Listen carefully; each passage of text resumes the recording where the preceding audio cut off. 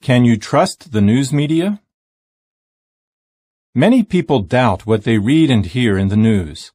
In the United States, for example, a 2012 Gallup poll asked people how much trust and confidence they had in the accuracy, fairness, and completeness of the news reports of newspapers, TV, and radio. The answer from 6 out of 10 people was either not very much or none at all.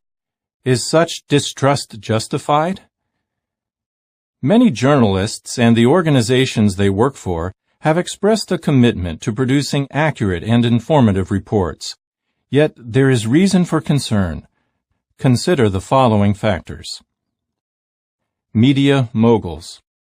A small but very powerful number of corporations own primary media outlets. Those outlets exert a strong influence on which stories get covered, how they are covered, and how prominently they are covered. Because most corporations are designed for profit, decisions made by media outlets can be motivated by economic interests. Stories that may hamper the profits of the owners of a news organization may go unreported. Governments. Much of what we learn in the media has to do with the people and the affairs of government. Governments want to convince the public to support their policies and their officials.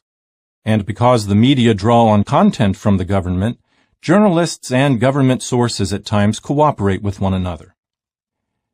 Advertising.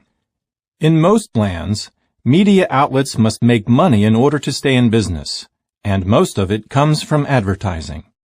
In the United States, magazines get between 50 and 60% of their revenue from advertising, newspapers 80%, and commercial television and radio 100%. Understandably, advertisers do not want to sponsor programs that cast an unfavorable light on their products or style of management. If they do not like what a news outlet is producing, they can advertise elsewhere. Knowing this, editors may suppress news stories that cast a negative light on sponsors. Dishonesty. Not all reporters are honest. Some journalists fabricate stories. A few years ago, for example, a reporter in Japan wanted to document how divers were defacing coral in Okinawa. After not finding any vandalized coral, he defaced some himself and then took photos of it. Photos can also be manipulated to deceive the public. Photograph-altering technology has become more effective, and some manipulations are practically impossible to detect. Spin. Even if facts are as solid as bricks, how they are presented depends on the judgment of the journalist. What facts should be included in a story, and which should be left out? A soccer team, for example, may have lost a match by 2 goals. That is a fact. But why the team lost is a tale that a journalist can tell in many ways. Omission. In arranging facts to create a compelling story, journalists often exclude details that would introduce complications or unresolved issues.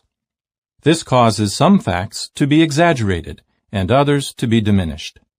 Because television anchors and reporters may sometimes need to tell a complex story in a minute or so, important details can be skipped. Competition. In recent decades, as the number of television stations multiplied, the amount of time viewers spent watching just one station fell drastically. To keep viewers interested, news stations were compelled to offer something unique or entertaining. Commenting on this development, the book Media Bias states, "The television news became a running picture show, with images selected to shock or titillate, and stories shortened to match an ever shorter attention span on the part of viewers." Mistakes. Because they are human, journalists make honest mistakes. A misspelled word, a misplaced comma, an error in grammar, these can all distort the meaning of a sentence. Facts may not be carefully checked. Numbers, too, can easily trip up a journalist who, in the scramble to meet a deadline, might easily type 10,000 instead of 100,000. False assumptions. Accurate reporting is not as easy as some might think. What seems to be a fact today may be proved wrong tomorrow. The Earth, for example, was once believed to be the center of our solar system. Now we know that the Earth circles the Sun. A need for balance.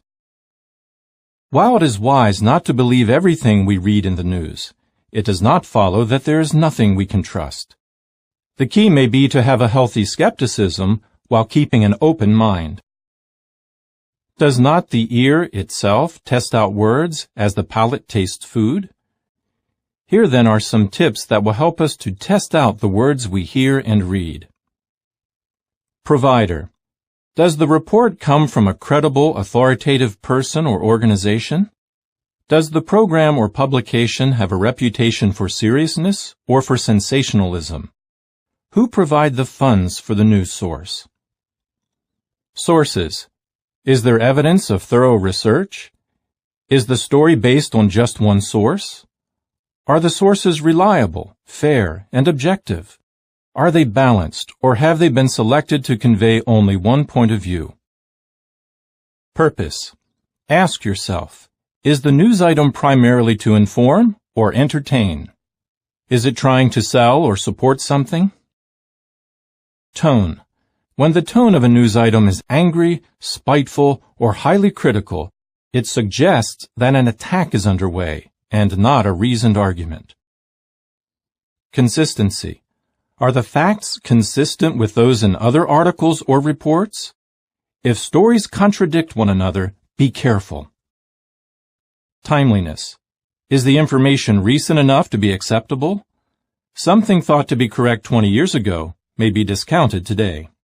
On the other hand, if the news item is a breaking story, it may lack complete and comprehensive information. So, can you trust the news media? Sound advice is found in the wisdom of Solomon. Anyone inexperienced puts faith in every word, but the shrewd one considers his steps. End of article. For further information, please visit our website at www.jw.org.